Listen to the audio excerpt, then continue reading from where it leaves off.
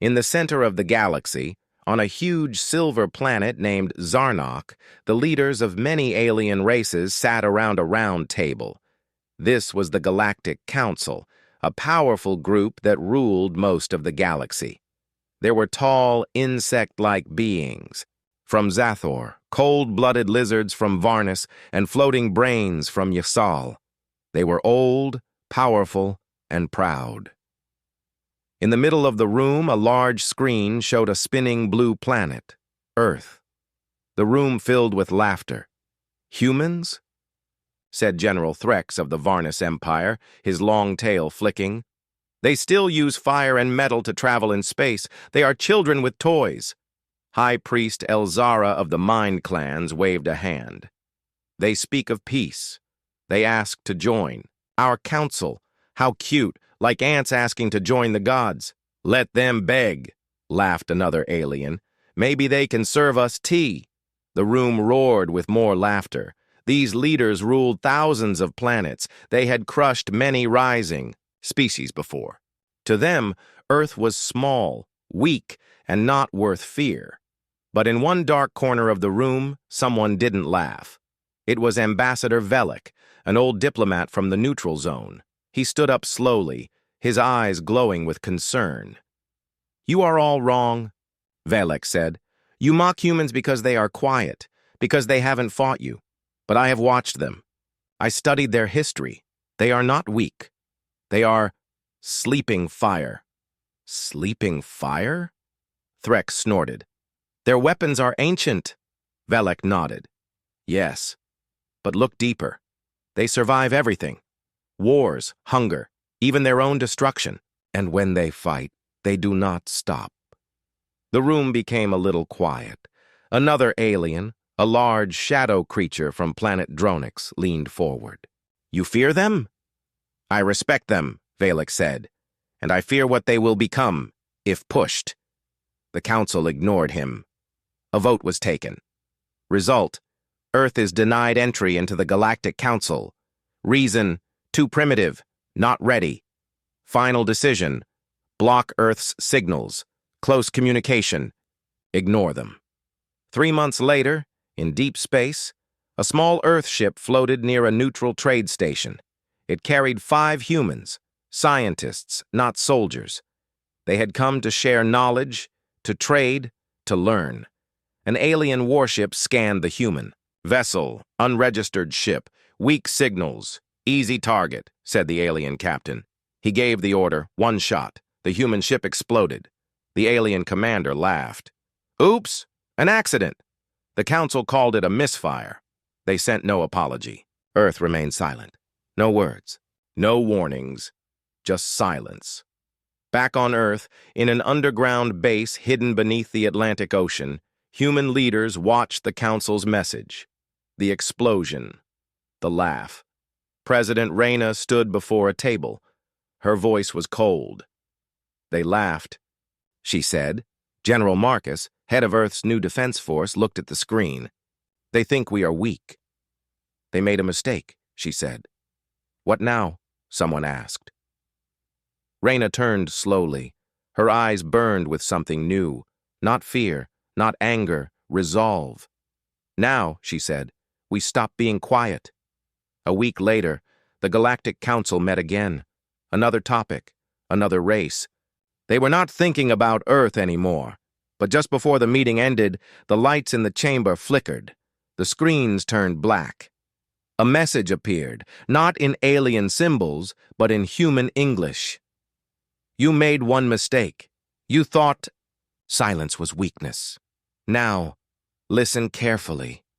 The lights turned off completely. For 1 minute, the room was dark and quiet. Then the lights came back. Everyone looked at each other. "Was that from Earth?" someone whispered. Ambassador Velek stood again, this time with no smile. "I warned you," he said. "You laughed at a storm." The others said nothing. But deep inside, fear had begun to grow. The stars above planet Karax were calm and quiet. Karax was home to a mining colony run by the Varnus Empire. Deep underground, alien workers pulled rare metals from the rocks. In orbit, a large space station floated like a metal moon. Suddenly, alarms screamed. A worker looked up from his machine. "What is that?" he asked. On the screen, unknown ships appeared, small, black, fast, no signal, no warning. The Varnis officer in charge shouted, "Shields up! Identify them!" But before they could act, the enemy ships moved, silent, clean, deadly. One by one, the colony's defenses shut down. Missiles hit with surgical precision. Communication was cut. The power failed. Then darkness. 10 minutes later, the Varnis colony was silent. All 30,000 aliens were gone. Only the empty buildings remained. No survivors, no bodies. A single drone floated above the ruins. It sent one message to the Galactic Council. "This is Earth. You destroyed 5. We buried 30,000. This is the beginning." Panic spread across the galaxy like wildfire. The Council met in emergency. Their voices shook. "Who allowed Earth to have this kind of power?" shouted one insectoid. "Leader, they didn't show it before. They evolved," said another. "They are using tech we can't detect," said a floating brain being. "No signals, no sound. It's like they became ghosts." One screen played back security footage from the mining colony. Blurry black shapes moved fast through space, vanishing and reappearing like shadows. Ambassador Velik stood once more. "I told you," he said. "You created this. You showed them disrespect. Now they answer." In deep space, near the planet Tralax, another alien ship received a distress signal. The voice was full of static and fear. "Unknown ships, moving fast. They're human. Not responding. They're inside." Silence. The ship tried to call for help. No answer. The stars around them grew quiet. Then the crew saw it. Thousands of small lights, moving fast, like a swarm. A single human voice came through the radio. "This is not an attack. This is justice." Then nothing. That ship was never seen again. Back on Earth, inside the secret command center under the Atlantic Ocean, General Marcus spoke to President Reyna. "We hit their mining world, their patrol fleet, their spy satellites," he said. "But they still don't understand." "They will," Reyna said. "This is not war. This is message." Marcus nodded. "And what is that message?" Reyna turned to the main screen. It showed all the alien worlds that once mocked Earth, now marked with red X's. She whispered, "Don't laugh at the fire when you're standing in dry grass." The Galactic Council grew desperate. They tried to talk. They sent messages to Earth. No reply. They sent peace offers. No reply. They offered technology, planets, resources. Still, no reply. Just silence. Then one day, a strange message arrived from Earth. Just 3 lines. "You destroyed our peace. You ignored our voice. Now, listen to our silence." Soon, strange things began to happen. A major alien warship vanished. No debris, no trace. A weapons lab on a frozen moon exploded from the inside.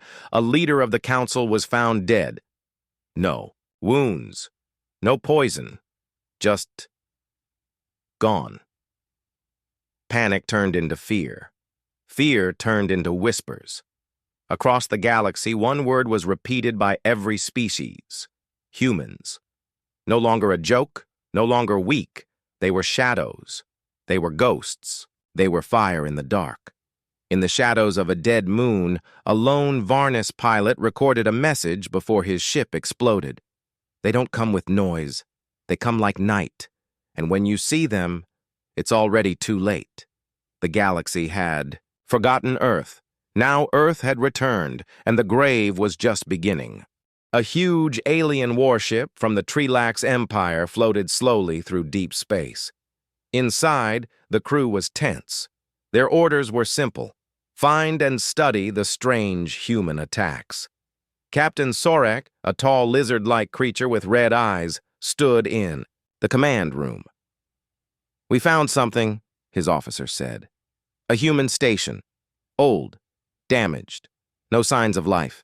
The ship turned and moved closer. There it was, a broken space station. Floating. Silent. Cold. Lights were off.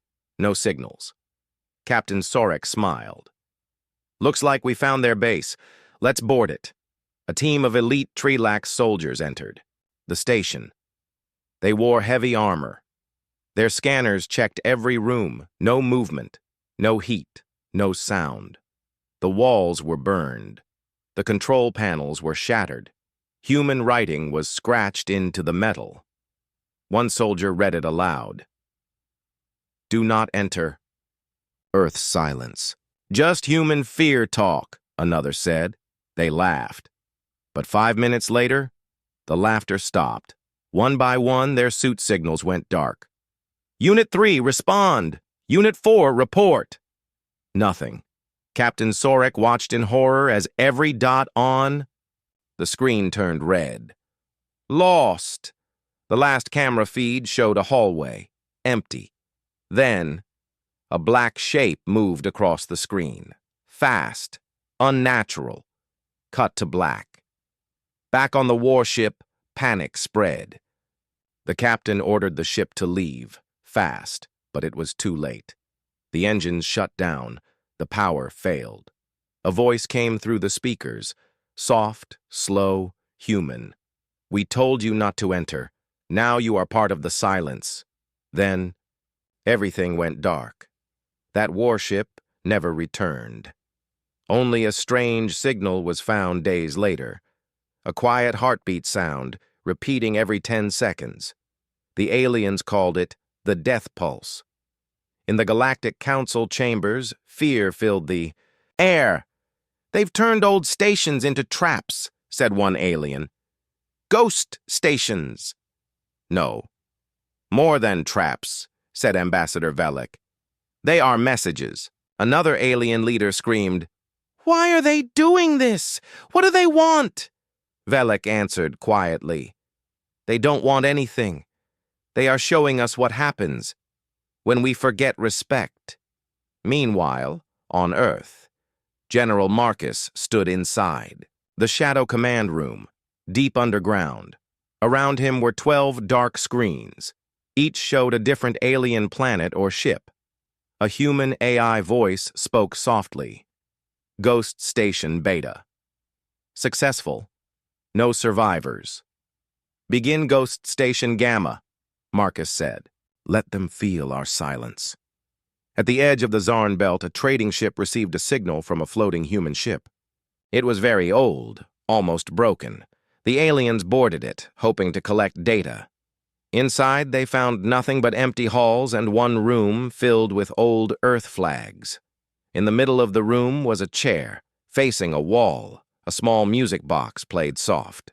Earth music. Then the doors locked. The aliens tried to escape. The music stopped.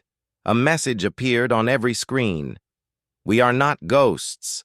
We are the storm you woke." The ship exploded. Across the galaxy, ghost ships appeared. Old human vessels, half dead, used as traps. Some were full of deadly drones. Others had self-destruct codes. Some played strange Earth recordings before. Vanishing into space, aliens started to avoid human signals. Even the bravest warriors began to whisper, "If you see a silent ship, run." In a secret council meeting, one alien stood up, shaking. "I saw it," he said. "A human shadow. It walked through metal. It didn't speak. It looked at me. And I felt cold." "You imagined it," said a council guard. "No," the alien said, eyes wide. "I felt death. The galaxy once laughed at Earth. Now they feared the silence. They feared the ghosts. They feared the message written in blood across space. This is just the start." The skies above Varnek 9, a proud city world of the Varnis Empire, were always busy. Thousands of ships flew over golden towers. Aliens lived without fear. They believed they were safe, powerful, untouchable. But not today. They... Sky turned black. No sound, no warning. Then, fire. Human ships, small and fast, broke through the defense shields like knives through paper. They didn't look like normal warships. They were sleek, silent, deadly. They didn't stop to talk. They simply destroyed. Inside the main defense tower, Commander Grath of the Varnis Empire shouted, "How are they breaking through our shields?" "They're not using lasers," a tech officer cried. "They're using gravity." Grath's eyes widened. "Gravity weapons, that's impossible." "No, sir, it's worse. They are turning space itself into a weapon." Outside, buildings collapsed without explosions.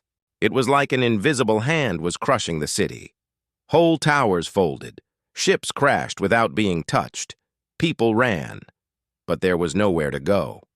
Back on Earth, in the command chamber beneath the ocean, President Reyna watched the footage. "Report," she said. General Marcus replied, "Varnek 9 is gone. Mission success. 0 human losses." "And the message?" she asked. "It was delivered," Marcus said. Before the final strike, Earth's drone sent a signal to the Varnis capital. "You ruled with fear. You burned our peace. Now we burn your pride." The Galactic Council was falling apart, leaders argued. Some wanted peace. Some wanted to run. Others wanted revenge. "They destroyed Varnek 9 in less than 1 hour," shouted a counselor. "What kind of weapons are these?" "It's not weapons," Velek said, standing slowly. "It's warning." "You still defend them?" another alien growled. "No," Velek said. "I fear them. Because we never understood humans. They don't fight for land or power. They fight for memory, for honor, for the dead." The room fell silent. "They are not trying to win a war," Velek whispered. "They are making us remember." In a dark prison station above planet Rilth, a human was being held, the only survivor of the first destroyed science ship. He had been beaten, starved, mocked. Suddenly, the lights turned red. Sirens screamed. An explosion rocked the station. Guards ran. Doors unlocked. The human stood up, weak but smiling. The voice of a human AI filled the station. "We did not forget. You. You hurt one of us. Now, we bring 10,000 to your gates." The prisoner was taken back to Earth. The prison station? Gone. No debris, just ashes. Across the galaxy, alien empires began to collapse. Ships stopped moving. Trade froze. Fear ruled. Nobody knew where Earth would strike next. Every planet asked the same question. Are we next? One council member tried to send a peace message to Earth. It was simple. We surrender. What do you want? No reply. Days passed. Then a human signal arrived. One sentence. We don't want your surrender. We want your memory. Above planet Jazar, another council fleet gathered, hundreds of warships. The most powerful weapons in the galaxy. They waited for Earth. They waited to fight, but Earth never arrived. Instead, the fleet's own ships turned against each other. Codes were hacked. Weapons fired at allies. It was chaos. In 20 minutes, the entire fleet was gone. One human whisper was heard in the background. You cannot fight the fire when it burns inside you. Back in the council chamber, Ambassador Velek looked around at the broken leaders. He spoke the truth, heavy and slow. We laughed at Earth. We ignored them. We hurt them. Now we stand in ashes, and this is not the end. The council's great hall was silent. No arguments, no noise, just fear. Alien leaders sat around a long, dark table, eyes tired, voices gone. Their fleets were broken. Their cities were ashes. Their pride gone. A hollow screen turned on. It was a recording from Earth. A human general in a black uniform appeared. His face was calm, cold. You wanted to test us, he said. You wanted war. Now you face the Earth Protocol. Years ago, after Earth was first attacked and mocked by the Galactic Council, a secret plan had begun. It was called the Earth Protocol. Not just a defense plan, not just a revenge plan, a survival plan. Earth knew it was weaker, poorer, alone, but it also knew its greatest strength: time. Humans trained in silence, built weapons underground, created AI systems hidden from galactic eyes. They designed ships that looked like shadows, powered by stolen alien tech. They tested war drones in deep space, and they waited for the day the galaxy would forget them. That day came, and Earth activated the protocol. President Reyna stood before the Earth Defense Council. "All primary targets are hit," General Marcus said. "They're broken," Reyna nodded. "And the final phase?" Marcus tapped a screen. "Ready, but it's not just about winning anymore." Reyna looked at the galaxy map. Red marks everywhere. "No," she said. "It's about remembering. They must never forget again." On a cold moon orbiting Threx 4, a hidden human facility lit up. Inside, thousands of drones awoke. Steel wings, red eyes, cold minds. These were not normal machines. They were judgment units. Each one held the history of Earth's pain. Each one had a mission: deliver memory through fire. The Galactic Council tried to respond. They launched secret weapons, created new defense systems, built psychic shields. None worked. Every time they tried something, Earth already knew. Human spies had been in their systems for years. Earth wasn't just attacking from space, it was already inside them. Ambassador Velek stood in the old council chamber, walls cracked, ceilings scorched. He spoke to the last members. "Of the broken galaxy, you called them animals, savages, dirty creatures from a blue rock. They were watching. They heard every insult, felt every wound. And now, they speak with silence, with shadow, with justice." He pointed at the stars outside. "They have become something we don't understand, something we never respected." A counselor asked, "Can we stop them?" Velek shook his head. "You don't stop fire with more fire. You stop it with remorse." On Earth, deep below the Pacific Ocean, a new command room activated. A red light blinked. A system voice spoke. "Protocol Phase 3 approved. Memory strike in progress. 12 hidden Earth fleets launched. Each ship held no pilots, only stories, voices, names. Each one carried the full history of what Earth had suffered, to broadcast into the minds of every alien empire, not just war, not just death, but memory. Soon, alien citizens began seeing strange images in their minds: human children crying under alien boots, cities burning, fathers dying, mothers screaming. It wasn't just horror, it was truth. Unfiltered, unforgiving, unforgettable.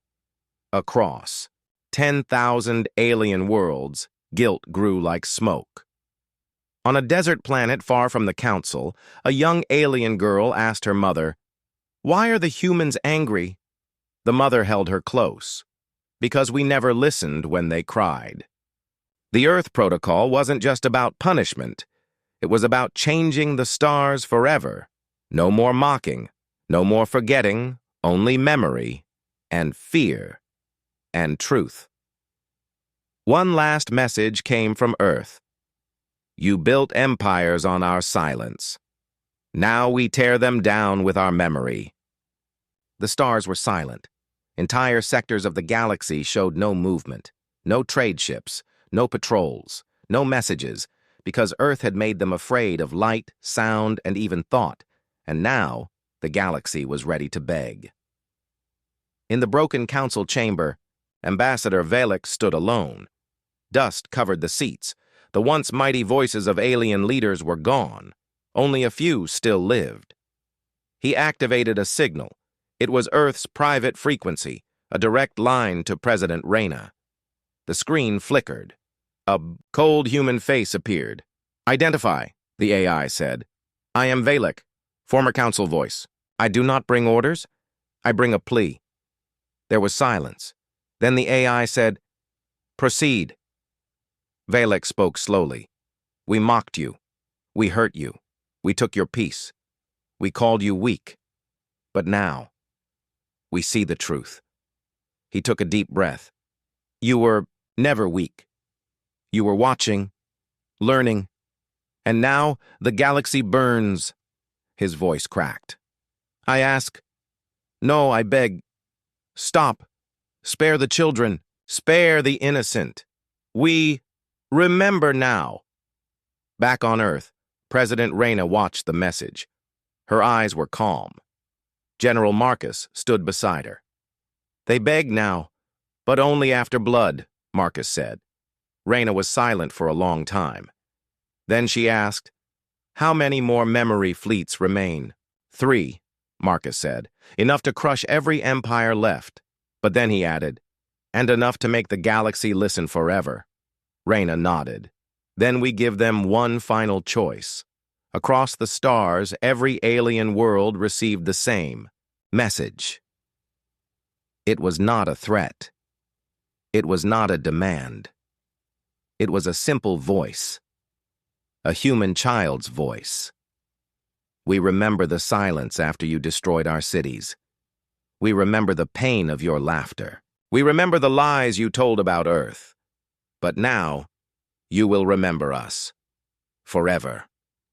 Valek received the final message from Earth. Surrender not your weapons. Surrender your lies. Open your histories. Speak the truth. Or burn with your pride. In the skies of Dravon 6, an alien elder stood before his people. We told stories that Earth was evil, that they were monsters.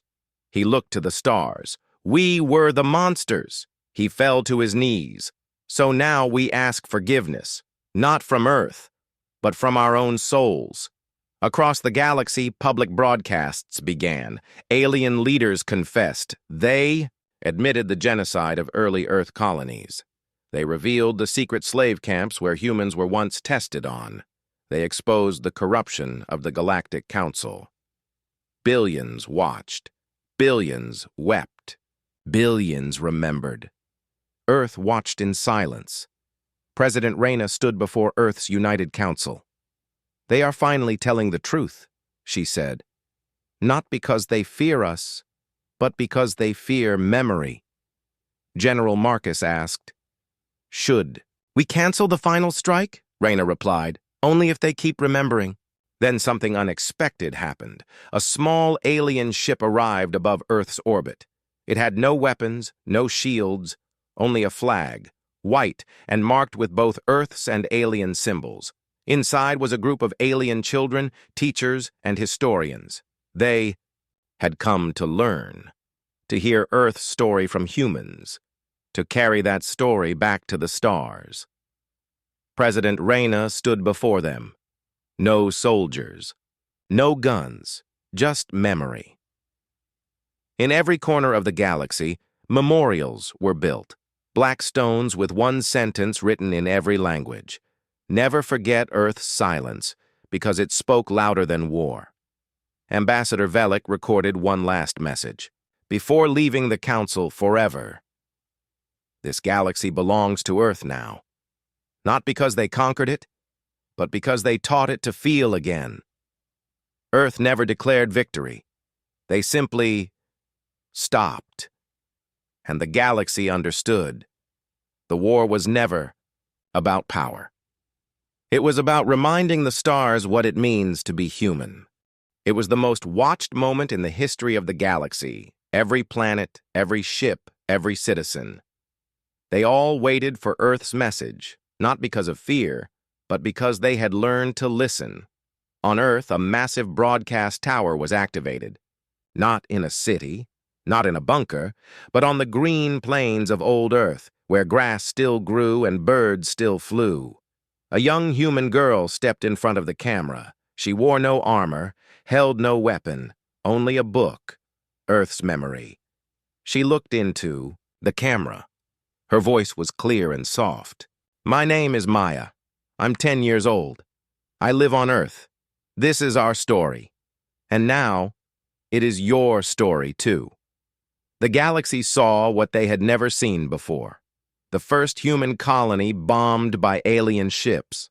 The scientist who sacrificed herself to save her team. The father who carried his daughter through fire. The voices of the forgotten, the dead, the brave, the kind. Not to make the galaxy feel guilty, but to make them feel... Maya kept reading. You called us weak, but we kept walking. You called us slow, but we learned. You tried to break us, but we became something stronger. She looked up. You feared our anger, but you should have feared our memory. Across the stars, aliens wept, not because they were afraid of Earth, but because they now understood Earth. In a crowded street on Zarak 12, a child pointed at the screen. Mom, she, looks like me. The mother held her child close. Yes, and she speaks for every child we never listened to. Ambassador Valek, now retired, sat alone and watched. Tears ran down his face. He whispered, This is what we killed. Not soldiers, not machines, but this.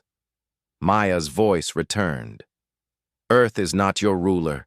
We are not your masters. We don't want your planets or your power. We want your eyes to stay open. We want your hearts to never forget. The broadcast ended. There was no demand, no victory song, just silence. And that silence spoke louder than all the wars before it. 1 week later, something happened that changed the galaxy forever. Every major empire, Varnis, Threx, Zalari, Draenok, signed the same document, a promise, a law, a memory pact. It said, From this day forward, Earth's pain is our pain. Earth's story is our lesson. Earth's silence will be our warning. A new station was built, not for war, not for politics, but for truth. It was called the Library of Earth, floating in deep space, open to all species. Inside were no weapons, only stories, and one empty chair, always waiting for the next voice. Back on Earth, President Reyna stood on the old battlefield of the first attack. The land was quiet now. Grass had grown over the ruins. She placed a single white flower into the soil. Behind her, Maya stood, still holding the book. Reyna looked at the stars and spoke the final words of the Earth Protocol. We were silent because we were hurt. We fought because we were forgotten. But now, we speak. Not with fire, but with memory. And from that day forward, the galaxy remembered, and Earth never had to raise its voice again. Because now, when Earth spoke, the stars listened.